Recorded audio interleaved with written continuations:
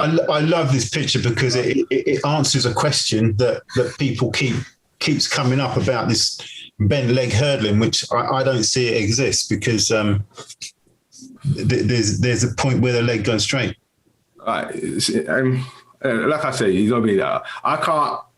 All I can tell you is that what I know and what I believe, you know what I mean, and what I see, you know what I mean. Yeah. If I saw people with bent leg, and like I said, girls maybe can get away, and it depends how tall the girl is. You know what I mean? If a girl's about 5'8", 5'9", and quite tall, she can stay on a slight bent knee and try to drive the leg because the hurdles are for the women. Forgive me, the hurdles are low. You know what I mean? So they can get away with that, but for the men, you can't do it. There's no guy there with a bent knee. There's a guy who's going to wear in the white Adidas. He's going to crash. And what he's done there, he's either still raising to the hurdle, or what he's actually done, his knee hasn't attacked the hurdle properly.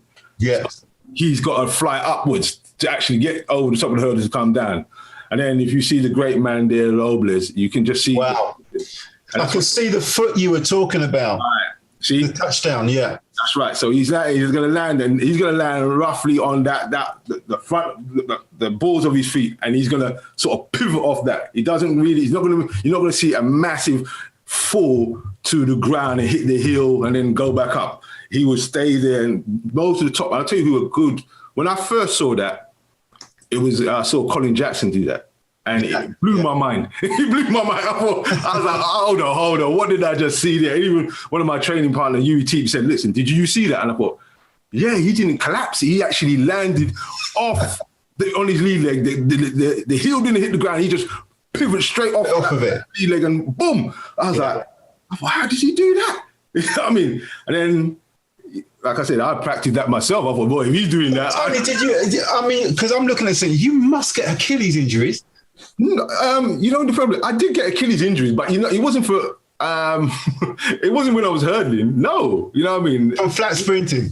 No, I'll tell you the reason why I got Achilles. You will laugh. I'm sorry, but I went. I used to go to. I was in America, and I was spotted my Asics, and what happened?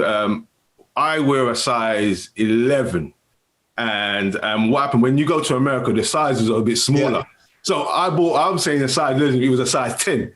So I put these basketball boots, and I went to this place, and these boots were rubbing the back of my Achilles, and that's what kicked off my Achilles. But when I was hurdling, I never had Achilles problem until those boots started to rub my heels. But if you're strong enough, like if you're, we did a lot of toe jumping and stuff like elastics where we put elastic around our toe and we push the toe up and down. So we work that. We make sure the calf is strong. You got to make sure, you keep your physio on that, your masseur on that, making sure after a race, not like everybody, these guys now every day, their man's massaging their hamstring. But, you get your physio and you make sure your calves, your hamstrings, your ankles are good.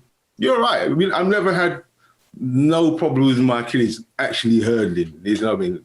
Wow. If you hit those positions, you see where Robles is. See every position right now, he's actually looking to go forward. He's going that way. You know what I mean? He's not actually rocking back when he lands. His body's leaning forward, coming off the hurdle. That trailer is going to come around. And like you've seen those other pictures when you saw him running, you see him actually drive that trail leg down. And I'm guaranteed the reason why you see him in front of these guys so much, he's actually boosting off each hurdle. You know what I mean? Yeah. Boosting off each hurdle and in the right position. We'll go to the next slide. Immense picture, that. And I love that picture. Picture. But before, like I said, you see these guys, as soon as their heels coming over the hurdle, they're actually trying to descend that, get down. Yeah. Hurdle and run off. You know what I mean? That is vital. You don't want that knee leg to keep floating. Next part, this is the physical part where you have to make sure you actually be doing, you need these parts to actually be a great hurdler, you know what I mean? Yeah. To accelerate your acceleration into hurdles, your top speed and your speed endurance. Vital. You've got to have these three elements in your race. If you don't, so exactly the same because Tony, you were no slouch flat sprinter. Yeah. The principle is exactly the same. Absolutely. It is the same. You're going to hit your top speed in a certain area. Like in 100 meters, you're going to hit your top speed. In the hurdles, you're going to hit your top speed in a certain area. And then after you hit that top speed, you have to maintain, and that speed endurance have to come in to maintain you to the end. You know what I mean? But you've got to have that good top acceleration going into hurdle 1, 2, and 3. Those are the things. You've got to have that good acceleration into. And that's where, if you're coming off with those everything I'm telling you in that technical side, if you're hitting those parts and hitting those technical part in your element of your hurdling, the next phase is going to be easy if you got good flat speed. If you got good, but also Tony, I'm a man that wins a race is the guy with the best technique and the best speed, because if you've got massive braking forces on landing, you're just braking, you're going and braking. Mm-hmm. So it is about being this technician.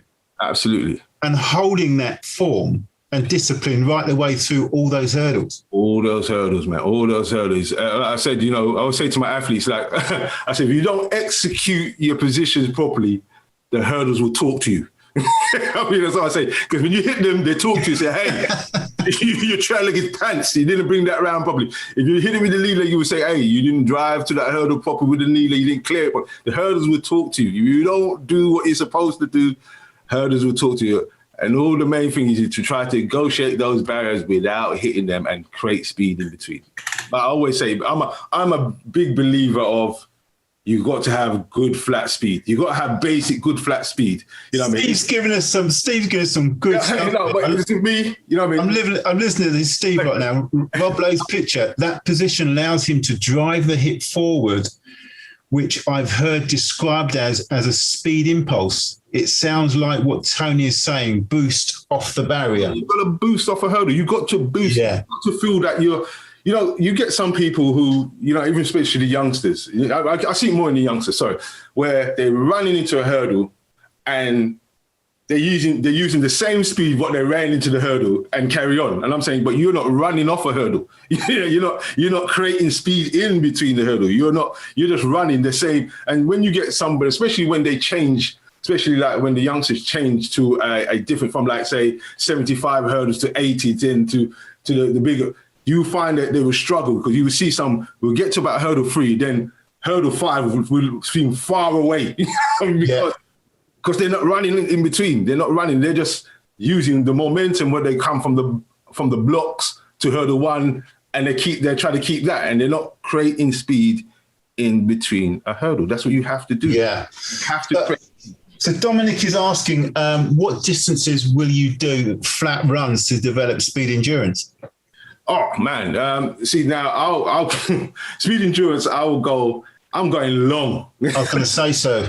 I'm going 12 hurdles. If I could put 13, 14 hurdles, I'll go long. I'm going speed endurance is all about. I'm going long hurdles. You know what I mean?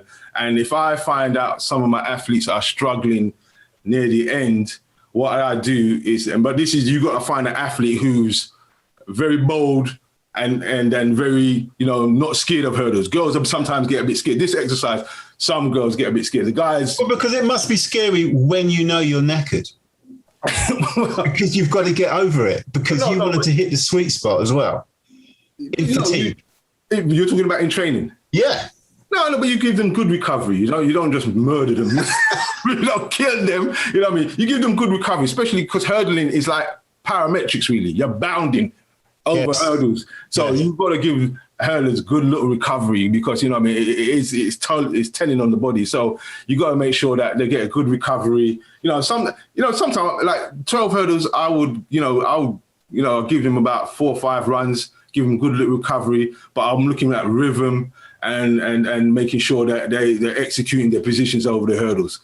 That's what I'll do, but that's what I'll be watching. And as we get into closer this season and I want to speed things up, then what I'll do is, like, and this is what I was trying to say, is the bonus. What I'll do, I know if some are getting out well, but slowing up near the end. What I'll do is, like, all right, I'll do hurdle 1, 2, 3, take out hurdle 4, and you rip into hurdle 5. Okay. Create speed, you know what I mean? And that's a lovely drill. I love that drill. You know what I mean? But you have to have somebody who's bold and they would run at her. I've seen David Oliver training in Florida as well, and I've seen Brooks move the hurdles in on purpose. Yeah, absolutely. So he's working on his quick feet. Absolutely, yeah. You know, I mean, most hurdlers would actually jam the hurdles in. You have to, yeah, because what you want to try and emulate is like how your legs are moving in a race. I've also seen him put the heights higher. Oh, I haven't seen him do that one. Yeah. I've seen him do that, yeah. Yeah, I've never seen him do that one, but and I know that what that's going to do, that's going to force him to apply more force to get off the ground. Yeah. I've never tried that. I've never done, but yeah, but you know, you like I said, sometimes you got to think out the box. Sometimes, you know, if you're not thinking out the box, you know what I mean, you got to, you know what I mean, and that's one thing I've learned. Something, you know, I just don't do the norm. I go out the box. I think sometimes out the box and think, look, I'm going to try this and see to help these hurdlers to it goes. And like what is your position on recovery when you're doing that type of work where you're trying to build endurance, but you also are stickler for technique? So do you stop the session when you see that the fatigue is affecting the technique? Sometimes I will. Yeah, sometimes I will. But you see, what I'll do with my athletes, I will ask them how they feel after each run. They say, like, probably after 2, I say, how you feel? You know what I mean? Yeah. They say, yeah, coach, I feel good. Then I think some of them, I'll look at them and you see them running, and I'm like, okay, I need to give you a little bit more recovery. You know what I mean? And then I ask them and I say, all right, you take a little bit more recovery and you come a bit later. So you watch your athlete, because every athlete is different. You know, every athlete is different. You know, you get some kids what can run for miles, and you know, I mean, the endurance are great, and when they're hurdling, they don't feel tired too much. But other ones, they can do it, but you know, they need a little bit more recovery. And when you start seeing the technique sort of, and then normally the technique when you see, I've always say, like, how I used to train, because back in my days, we had 4 rounds in the championship. Yes. 4 rounds, people. Yes. You know what I mean? Now, and I train my athletes for 4 rounds. You know what I mean? I'm like, listen, you're going to train for 4 rounds, mate. So I would either give them 4, but and then I watch them at rep 3. That's when I would watch them, see how they are. You know what I mean? You know what I mean? So I'll watch them how they're in rep 3, and I think, okay, we need to just give you a little bit of recovery, and I'll ask them how they feel. They feel I'm like, all right, knock it on the head, because I can see your technique falling apart, and I don't want you to injure yourself. So we knock it on the head and say, all right, sit down, do some tempo runs, go home. You know, or you know what I mean, we sit down, we make him do some mobility stuff and just go home and stretch and go home. Yeah. I was going to say, because the energy expenditure going over 110 hurdles is huge. Absolutely. People don't understand. Like I said to you, it's parametrics every time. It's like when you see people jumping over hurdles, bounding, jumping up and down like parametrics. That's what you're actually doing. Yeah. But creating speed at the same time. So, you know, it takes a toll on the body, and that's where you got to make sure that your athlete is taking care of themselves off the track. You know what I'm saying? If you were doing, Leanne Brown's just to ask, if you were doing 12 hurdles in training, would you drop the height? Yeah, definitely. Sometimes, like, you see what I do when I do 12 hurdles, it's 2 different ways. Sometimes we do just 5 strides down the middle. 12 hurdles is 5 strides, and then I'll keep it at the normal height. Normal height, you're just doing 5 strides down, and I make you jog back. This is like when I'm giving you this is endurance kind of stuff. So I'll make you jog back, come back, run round, hurdle 5 strides all the way down, just working on, you know, getting the trail leg down, getting the lead leg up, nice rhythm routine. But then when I'm like getting to like competition mode, or we're getting a bit fast and stuff, then I drop it down. I'll drop say the last 4 or 5. Yeah, I'll drop down. Oh, you know what I mean? I'll drop down and slightly move them in. So you want them moving maybe quicker than they might do in a race, because you want them to go into a race with confidence. Absolutely, because don't forget, when you're running, like, training and competing is 2 different things. When you're training, you haven't got no adrenaline.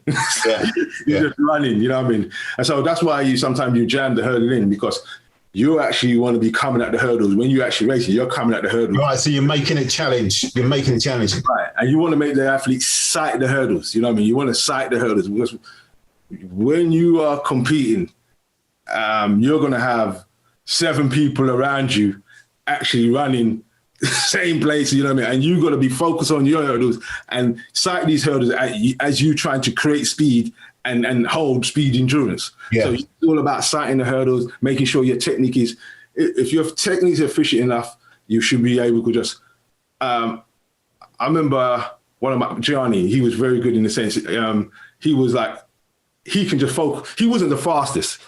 You know what I mean? He wasn't the fastest. He could run about, for 100, he probably about a 10-9, 10. Yeah, but he was consistent right through rounds. Right.